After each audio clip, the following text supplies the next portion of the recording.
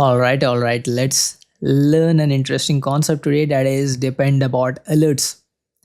Imagine your repository as a library full of books, where each book is a dependency your project relies on.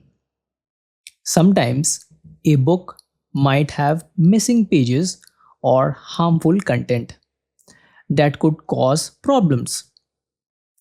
Dependabot alerts act like a vigilant librarian who scans every book, spots the risky ones, and immediately notifies you.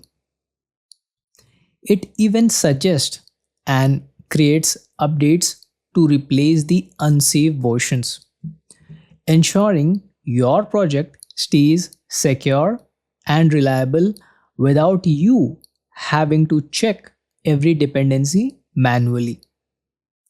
Let's meet in our next lecture.